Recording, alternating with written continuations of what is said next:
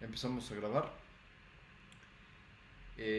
Ok, entonces como siempre empezamos con un pequeño repaso de la lección anterior. Empezamos bueno, dijimos, ya sabemos cómo se construyen los operadores. Escogimos el caso más sencillo, que es el del spin, pero no habíamos considerado la evolución temporal, y eso es a lo que nos dedicamos la clase anterior, a ver la dinámica, cómo es que se construye la matemática que me ayuda a mí a predecir y a entender la dinámica de los estados. Vimos que hay un operador muy útil, que hemos hablado muy en abstracto, que es el operador U, bueno, que tiene algunas propiedades que de hecho están dentro de los postulados de la mecánica cuántica, de los que, bueno, en fin, de los que Susskind y algunos pensamos que podría ser un quinto enunciado al cual poderle prestar atención cuando estemos en problemados con un modelo que no funciona. Eh, para que esto jale, tiene varios requisitos: debe de ser lineal, debe de conservar la relación entre los estados y debe de ser unitario. Eh, ¿Qué más vimos? Aquí está que la evolución tiene que ser unitaria.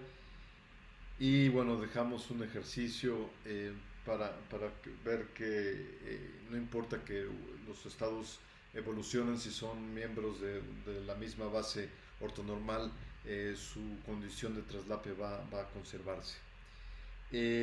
Después vimos un operador eh, que le llamamos H porque sabíamos que se iba a convertir en el hamiltoniano, pero en realidad simplemente vimos que su utilidad es para desmenuzar en incrementos infinitesimales la, la evolución temporal del, del, bueno, la evolución del operador U.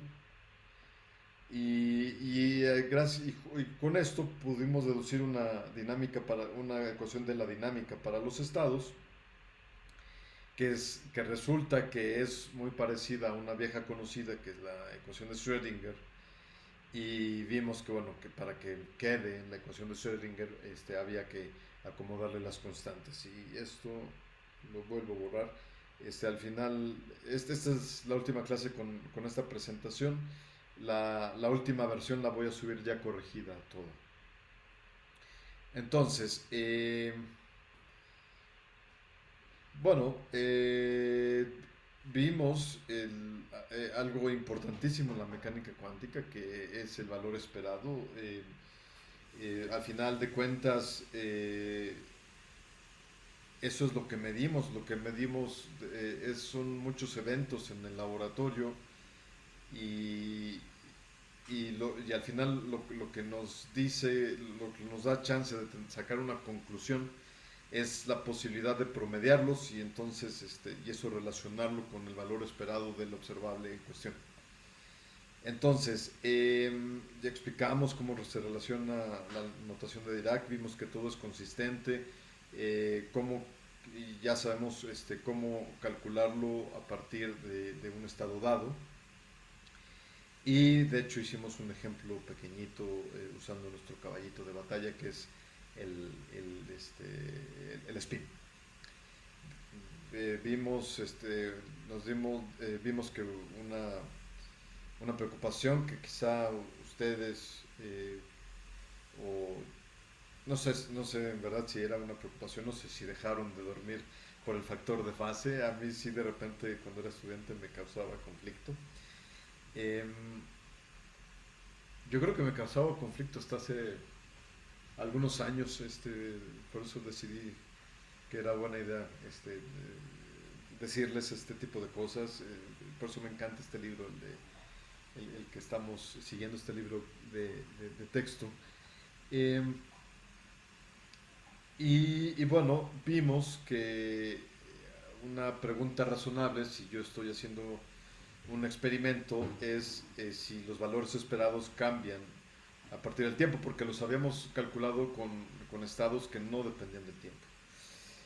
Llegamos a la definición natural del conmutador, el cual es un operador que nos dice si un operador se conserva o no.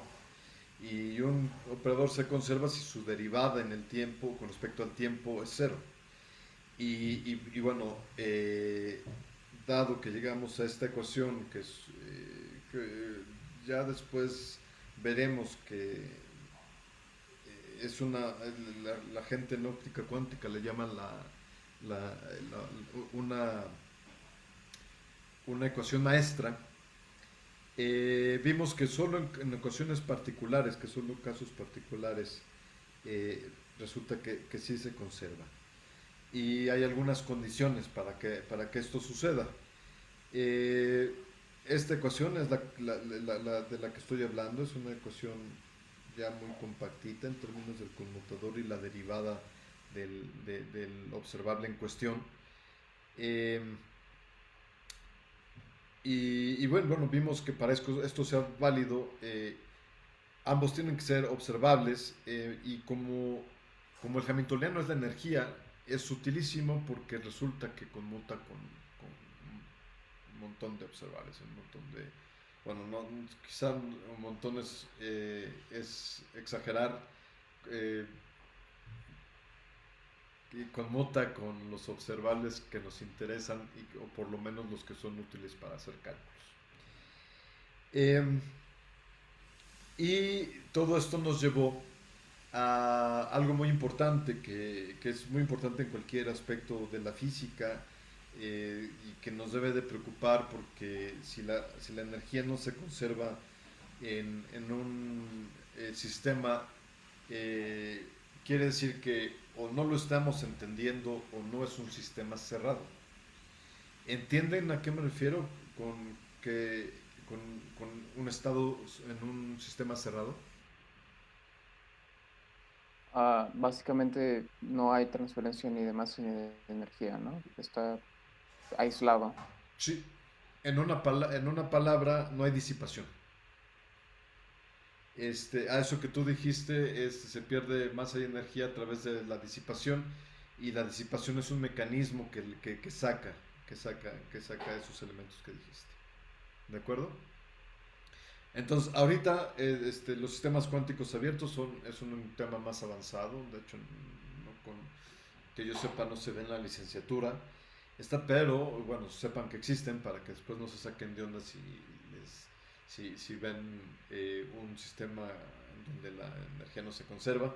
Pero en los sistemas cerrados, en los sistemas cuánticos cerrados, sí se conserva. Entonces, y eso lo podemos ver matemáticamente de la ecuación que ya dedujimos. De aquí vemos que necesitamos, para que una cantidad se conserva, necesitamos que su conmutador sea cero. Y bueno, resulta que el hamiltoniano conmuta consigo mismo, así es que si yo quiero hablar del hamiltoniano, hecho, eso, esta ecuación me lo confirma inmediatamente. Si eso no se cumple, o estamos hablando de un sistema abierto, o algo está mal, o nuestro hamiltoniano no jala, no funciona. Eh, eh,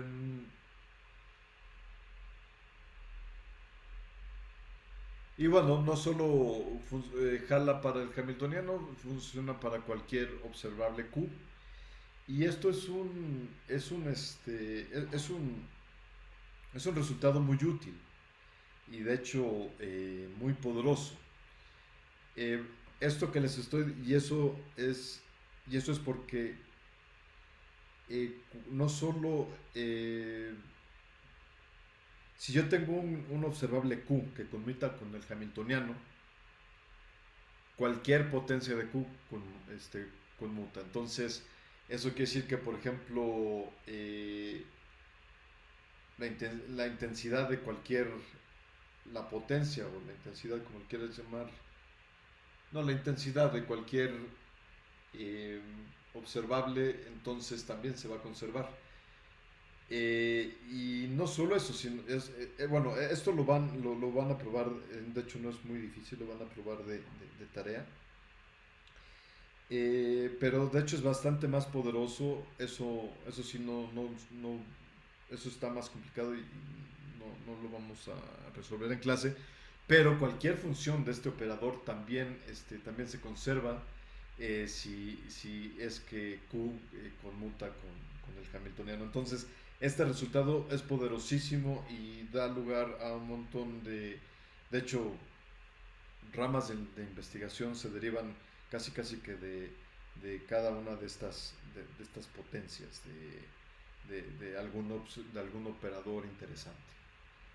Eh, entonces, como siempre, en esta clase vamos aterrizando cosas con nuestro viejo conocido, el spin.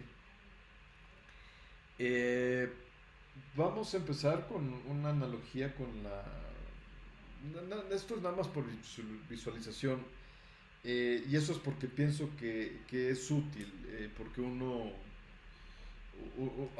bueno, por lo menos a mí me cuesta trabajo saltar del mundo clásico al cuántico, y siempre que encuentro una analogía clásica, aunque no sea estrictamente aplicable, como que me ayuda a tener una imagen. Entonces, aquí vamos a considerar un rotor eh, magnético, y un rotor simplemente es una esfera que da vueltas cargada, y bajo el efecto de un campo magnético que les estoy pintando acá.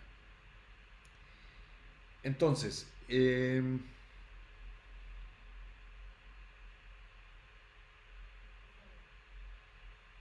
claro, entonces la energía, el hamiltoniano de esto en la mecánica clásica es proporcional a B.L, donde L es el momento angular asociado, que es esta flechita de acá.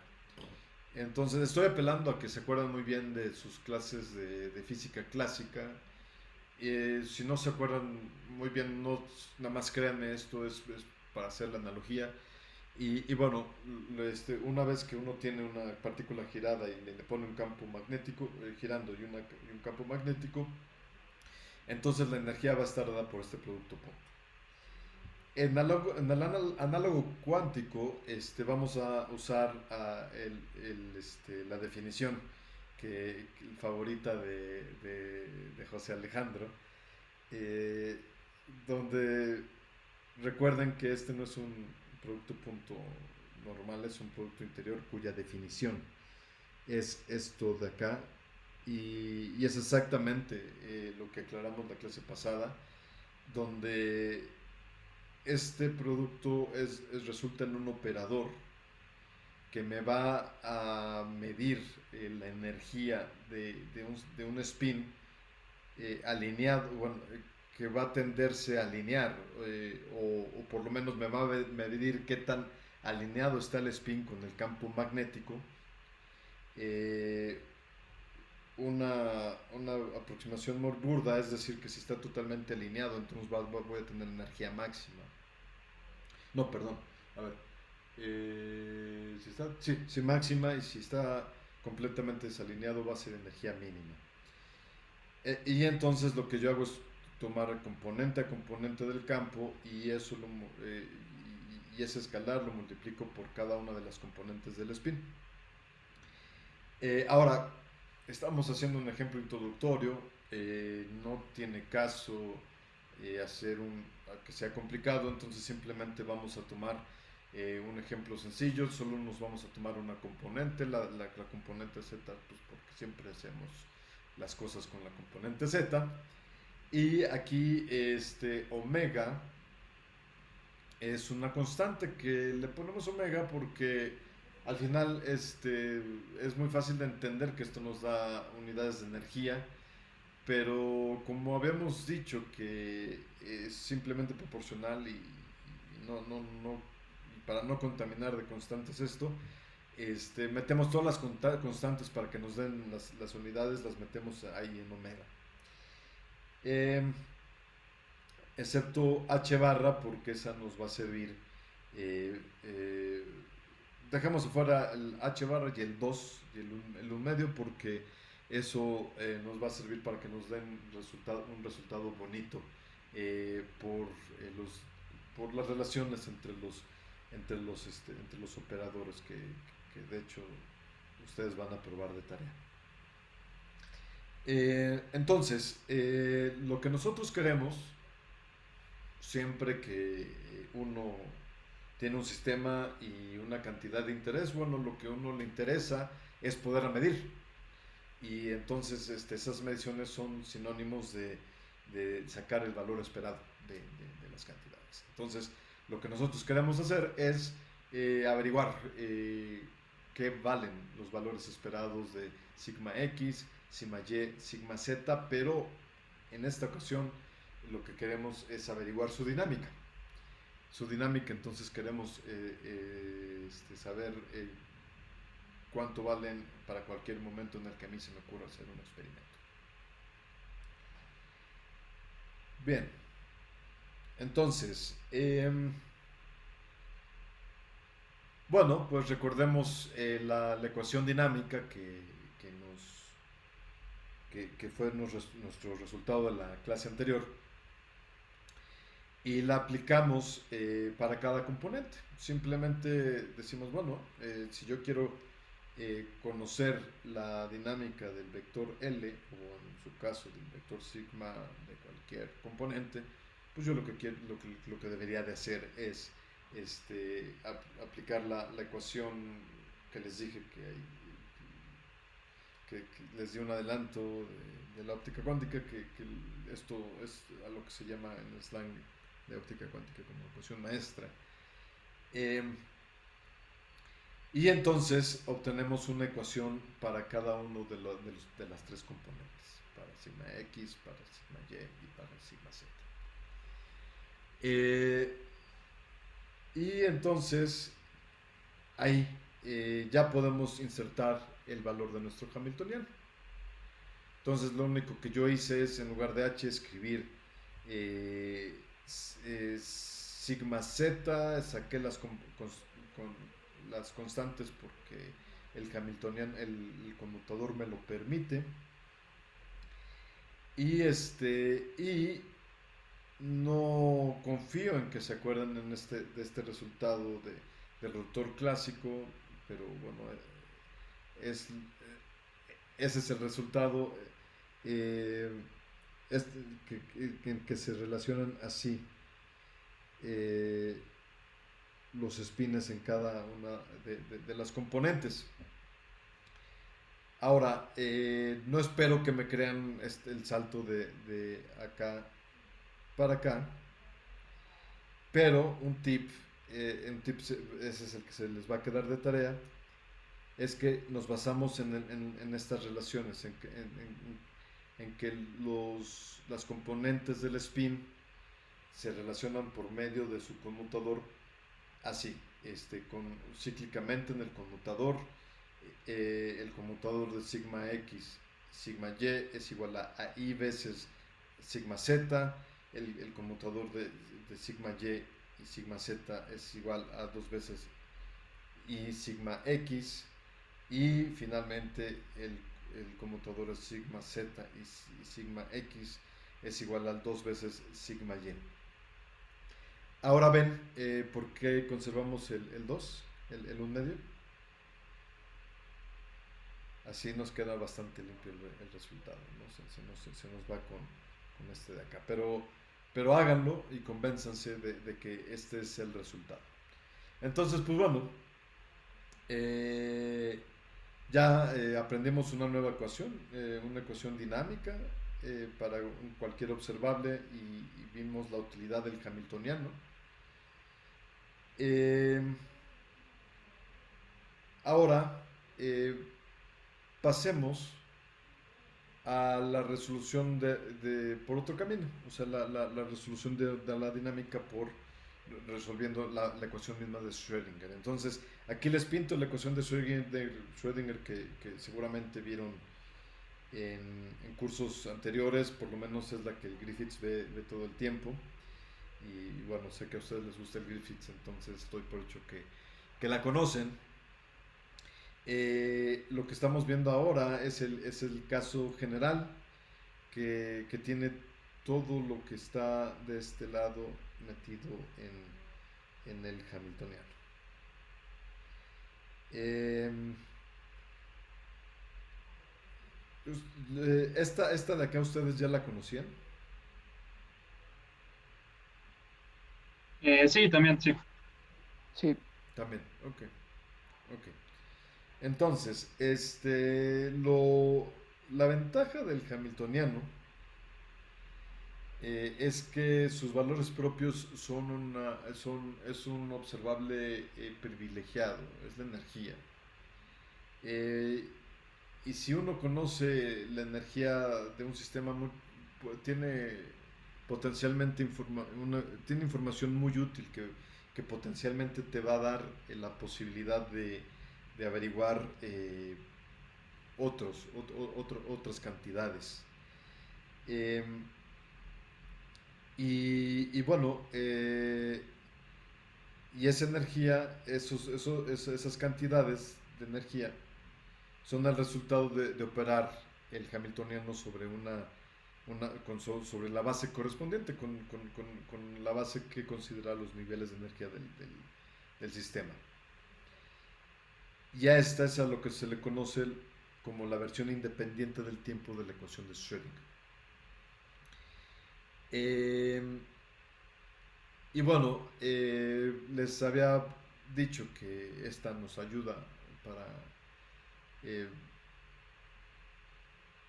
pues para averiguar cosas. Y tiene dos mecanismos. Uno es, dada la energía, yo puedo entonces encontrar los jets que me resuelvan esta ecuación, esta ecuación que estamos viendo acá. O al revés, usarla para determinar los valores de la energía. Y para no perder un pie del piso, siempre, ya que me refiero con los valores, pues bueno, estamos hablando que si del Hamiltoniano que acabamos de considerar, pues él tiene si estamos con el Hamiltoniano de la interacción magnética, tiene dos valores propios, y eso es consecuencia de que el spin tiene dos valores propios que son más uno menos uno, y entonces simplemente los valores del Hamiltoniano son más menos uno multiplicado pues, por la constante que le agrega al operador sigma z en este caso. Entonces, bien, pero necesitamos o sea, de lo que estamos hablando en esta clase es de cómo resolver la dinámica de los estados. Entonces, para eso necesitamos considerar la ecuación de Schrödinger dependiente del tiempo. Pero lo útil y la belleza del Hamiltoniano y sus valores y vectores propios es que yo puedo usarlos para que entonces pueda averiguar la dinámica. A partir de ellos yo puedo averiguar la dinámica de, del sistema usando la ecuación dependiente del tiempo de Schrödinger. Entonces, claro, tenemos que partir de conocimiento de algunas cosas. En este caso, por ejemplo, si ya conocemos los valores y los vectores propios del Hamiltoniano, uno puede expandir, como la energía se conserva, uno puede expandir cualquier estado del sistema. Y ojo, o sea, que aquí estamos usando el ejemplo del spin recurrentemente, pero todos estos resultados son generales. Entonces yo puedo expandir o sea, lo que les acabo de decir en pocas palabras y matemáticamente quiere decir que yo puedo expandir cualquier cualquier vector con todo y sus dependencias de tiempo en una serie de en base, o sea, en una suma de los coeficientes adecuados que acompañan a la base del Hamiltoniano, que es la base de los niveles energéticos.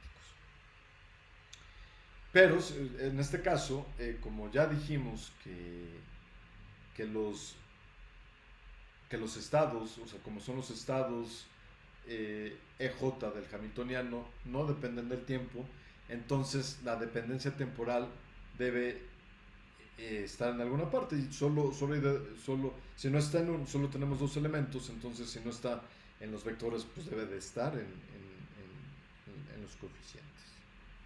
Entonces,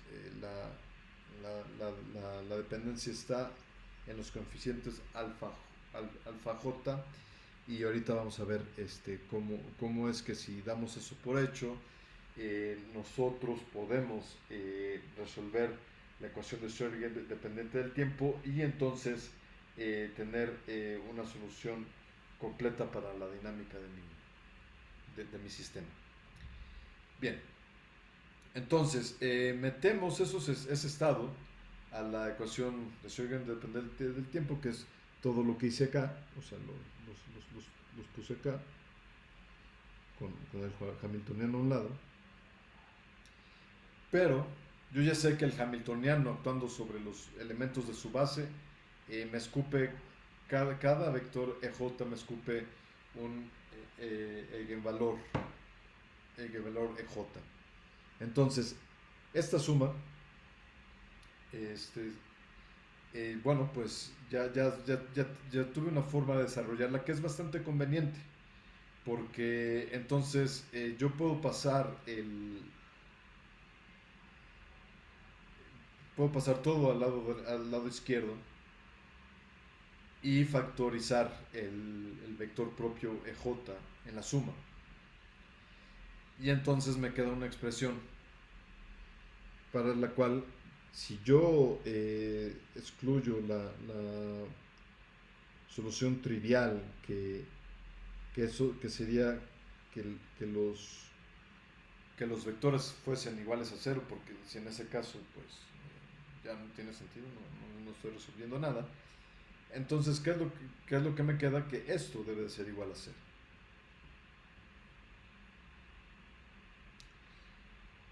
Y pues bueno, esta es una ecuación que nos queda una ecuación diferencial para cada una de las alfa j en el tiempo. Y eso pues lo sabemos resolver, ya llevamos ecuaciones diferenciales 1, y pues simplemente yo sé que eso es igual a una ¿cómo se llama?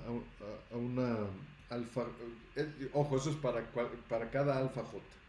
Entonces, la solución es la alfa j tiempo igual a 0, porque si yo no tengo condiciones iniciales, no tengo esperanza de resolver mi ecuación diferencial.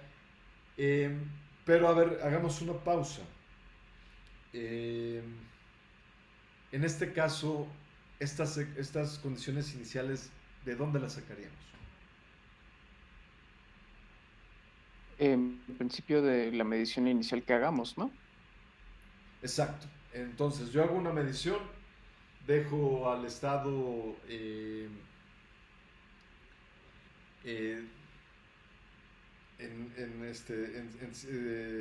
con cierto valor, y ahí es mi tiempo cero. A partir de que yo lo que les estoy diciendo es que a mí me gustaría conocer cómo es que se desarrolla en el tiempo el estado, y para saber eso a mí me serviría saber cómo se desarrolla cada coeficiente alfa dependiente del tiempo, a partir de cuando yo ya supe cuál era su valor. Si yo no tengo ese resultado, si yo no tengo una medición, ni siquiera va a tener sentido plantear mis ecuaciones. Y otra cosa, ¿de qué tiene cara esto? Tenemos una integral de energía O sea, y en la energía sabemos que esto siempre va a ser igual a h barra por omega, y entonces las h barras se me van, y tenemos un coeficiente, una exponencial que multiplica, bueno, que su exponente multiplica a tiempo y frecuencia. Tiene unidades, es adimensional, pero multiplica al tiempo y frecuencia. ¿A qué le suena esto? A la Ah, transformada de Fourier. A una transformada de Fourier. Por eso la transformada de Fourier es tan útil, digo, en muchas ramas de la física es útil, pero en la mecánica cuántica también lo es. Y entonces vamos a ver que esto nos va a aparecer hasta en la sopa. Vamos a encontrar que el tiempo y la frecuencia son em, son variables que se llaman, bueno, ya ni les voy a decir, nada más es un adelanto. Es algo importantísimo, es un resultado muy importante. Y por eso lo quiero subrayar. Nos va a servir mucho en la física porque uno se va a un espacio, se va a otro, según se le faciliten los cálculos a uno. Bien, eh, ya que tenemos estos coeficientes alfa j, entonces, pues bueno, los podemos poner dentro de nuestro estado, y ya tenemos un estado psi de t, con cual alimentar nuestra ecuación de Schrödinger. Y no solo eso, sino que los podemos escribir de una forma bastante ilustrativa, en la que, bueno, para escribir esa forma, nosotros tenemos que recordar eh,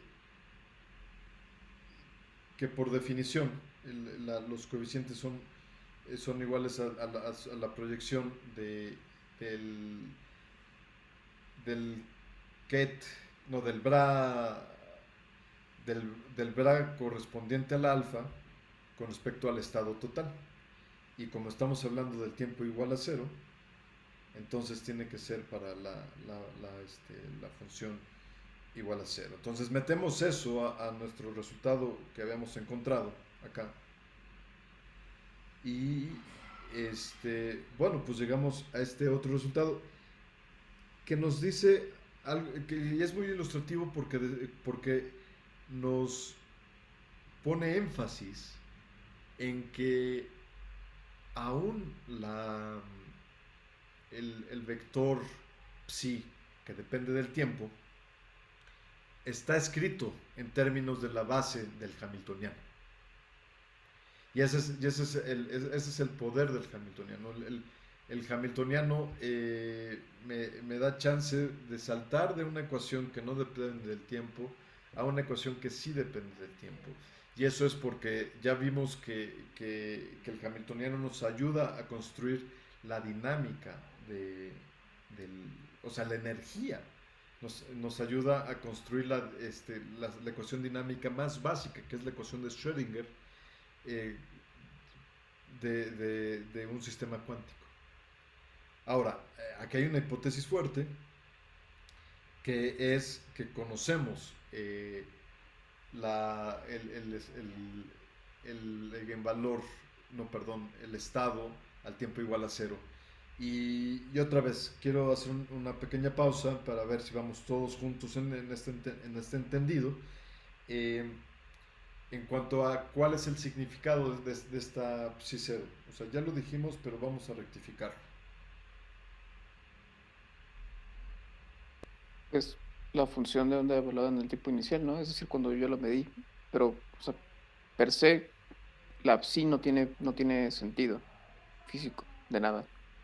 Lo que tiene sentido es su módulo al cuadrado, ¿no? Bueno, sí, no.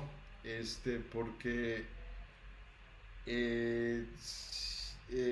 a ver, la, la, la psi tiene sentido físico en el sentido, válgame la redundancia, que yo tengo que diseñar al experimento, yo debo de ser capaz con mi diseño experimental de medir este estado. Mi experimento debe de estar diseñado para medir este estado. Si yo no diseño mi experimento para medir este estado, no tengo forma de conocerlo.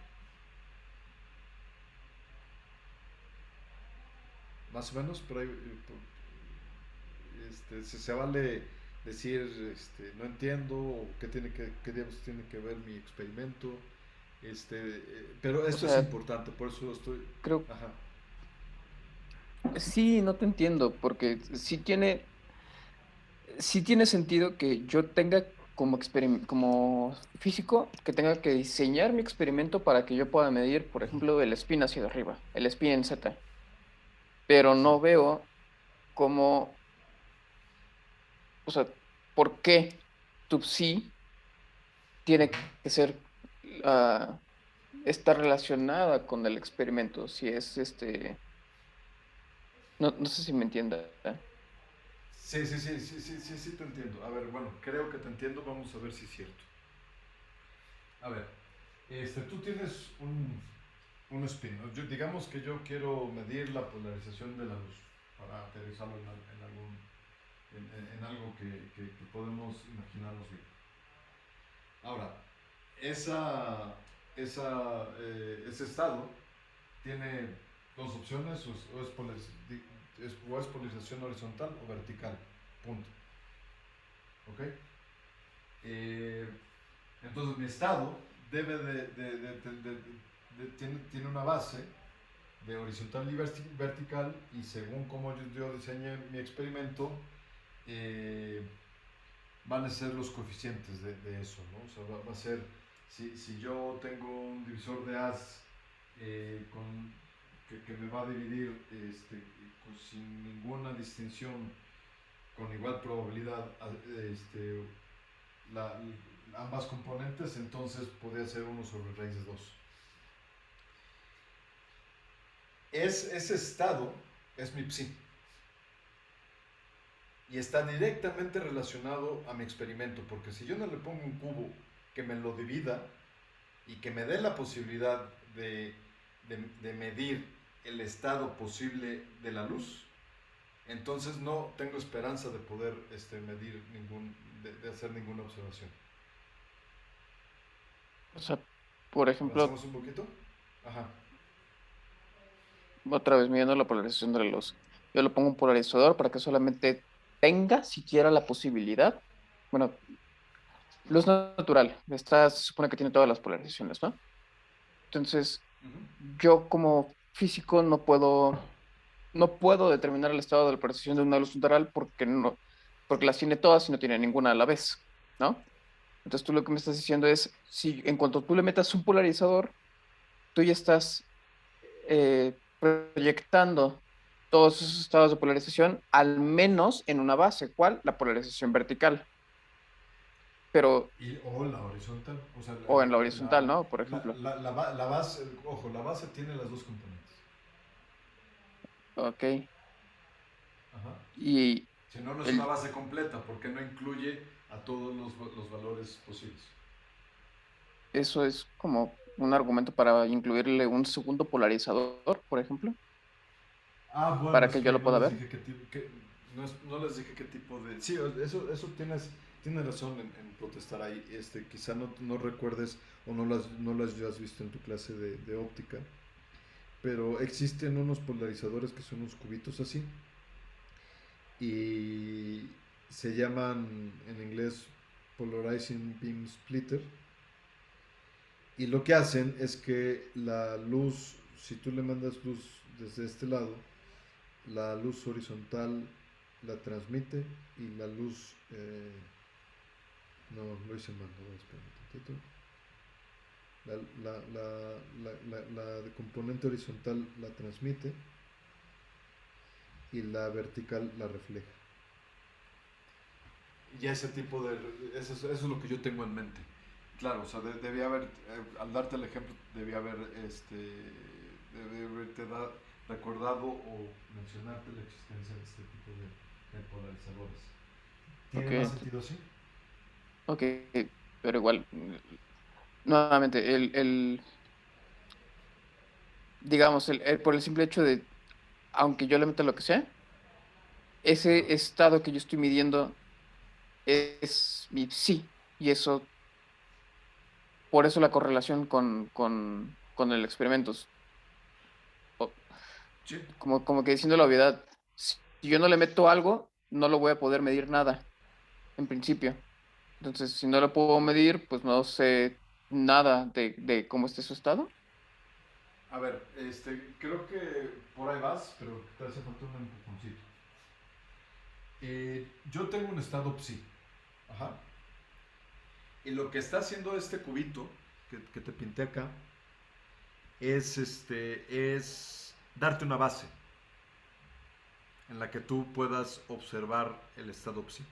O sea, el estado psi, en particular de la polarización, al menos tiene dos bases, la de polarización vertical y la de polarización lineal y la de polarización circular.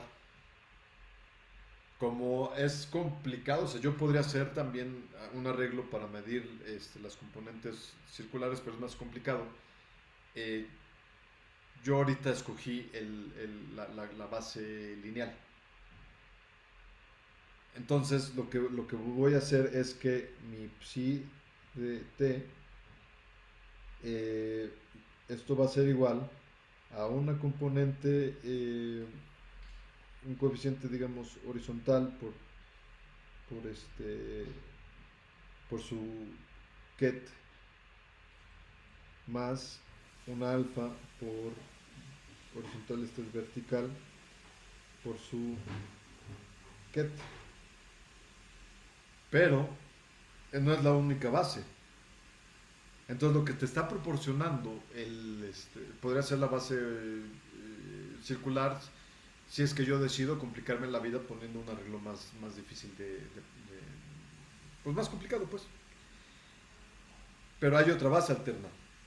Entonces yo con mi experimento lo que le estoy proporcionando al estado es una base con la cual observar, por, por medio de la cual yo voy a poder hacer observables sus cantidades. ¿Sí? ¿Mejor?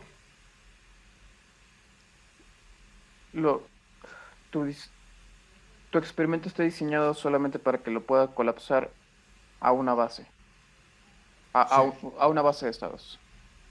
exacto. Ok, Y eso es todo, y eso es lo mejor que puedo hacer como experimental. Escoger la base en que más me conviene y construir mi experimento así. ok, va. ¿Vale? Ok. Entonces, les voy a dar una receta para hacer este cálculo y que después van a tener la oportunidad de aplicarla en un ejercicio. Entonces, primero hay que elegir el sistema que quieres estudiar. Encuentra su Hamiltoniano y prepara un estado inicial. ¿Qué quiere decir eso? Haz una medición. Luego, encuentra los valores y los vectores propios de H usando la ecuación de Schrödinger independiente del tiempo. Usa el estado, usa tu medición y los vectores propios de H para encontrar los coeficientes iniciales alfa j. Una vez que hiciste esto, entonces reescribe eh, tu, tu estado inicial en términos de lo que ya averiguaste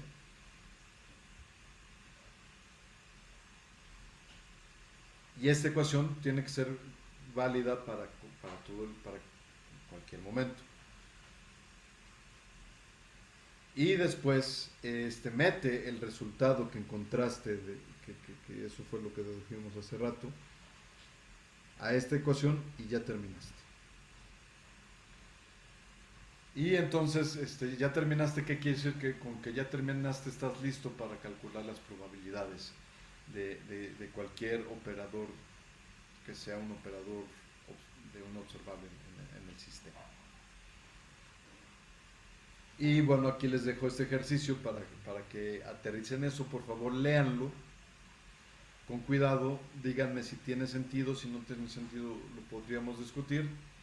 Y si no, continuamos. Ya me lo terminamos la clase. Pero bueno, primero díganme si tiene sentido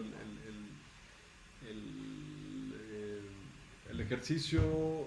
No, no es su única oportunidad. Me pueden preguntar por correo electrónico. Pero bueno, échenle un ojo.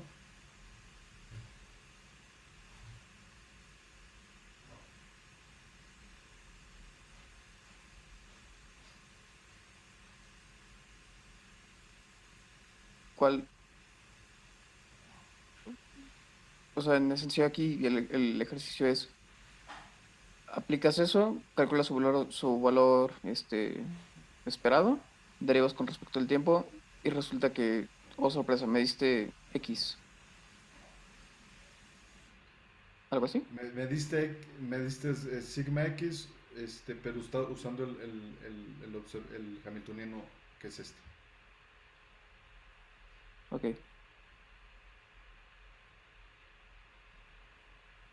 Y después vuelves a hacer otra medición con sigma Z.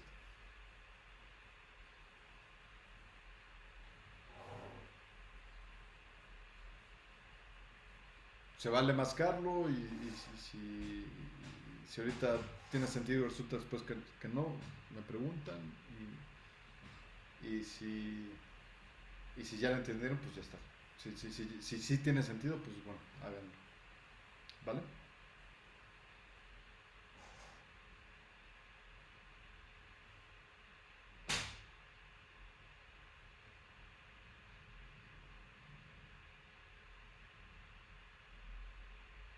Ustedes me avisan cuándo puedo cambiar de transparencia.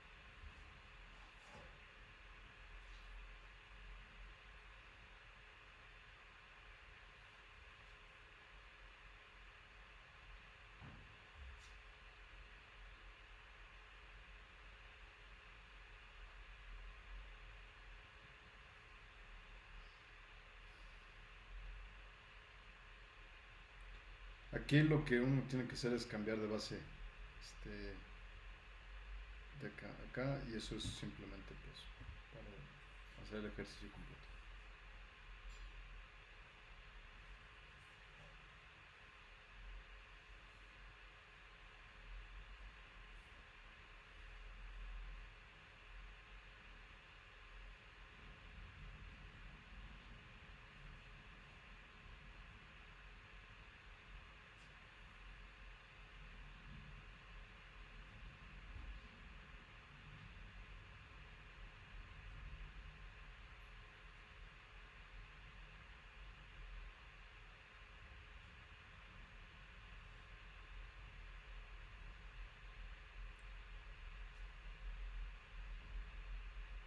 ¿Todo bien?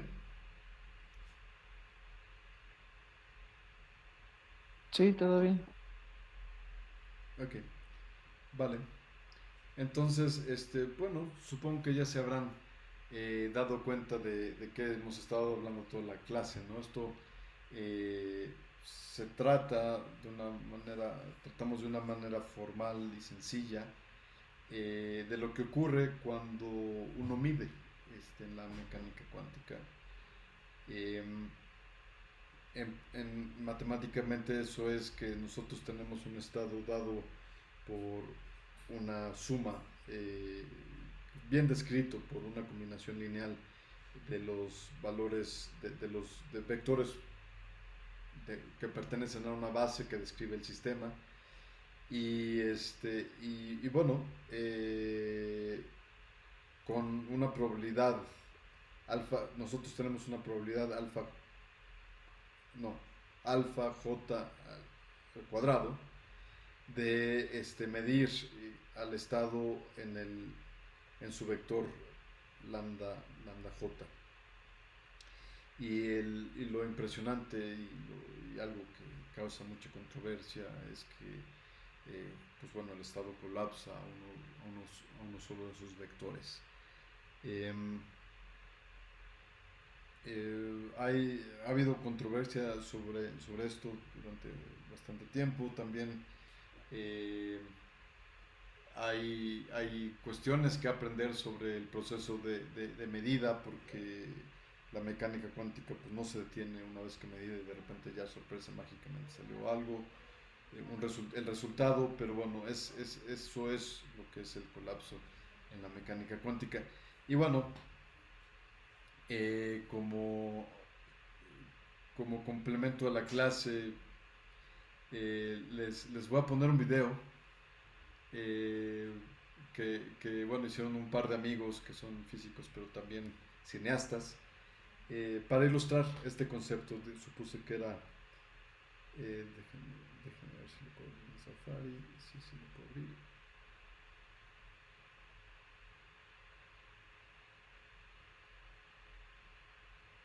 Ajá.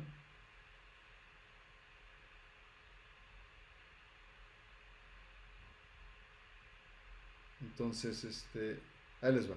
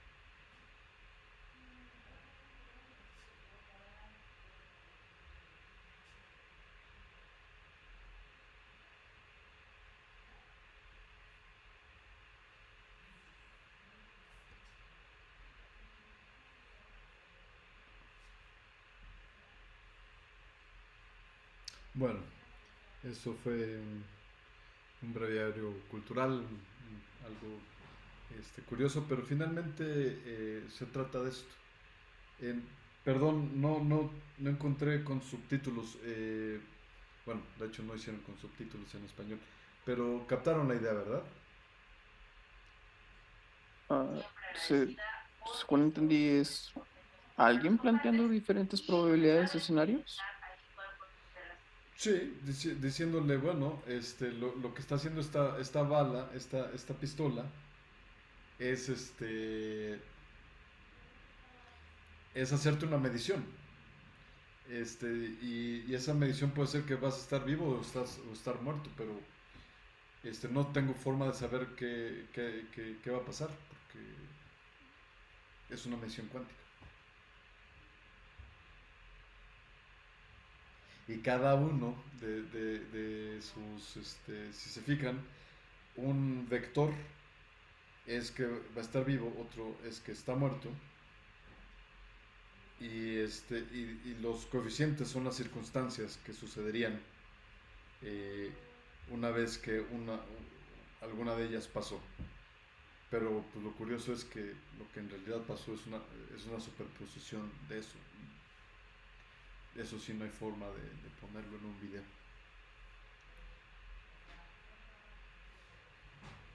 En fin, si les interesan este tipo de videos les puedo recomendar eh, hay un periodista que es amigo mío que hace mucha divulgación de mecánica cuántica y si les interesa les puedo dar más videos de él o decir su página.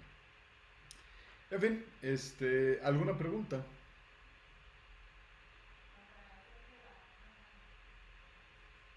No, por el momento no.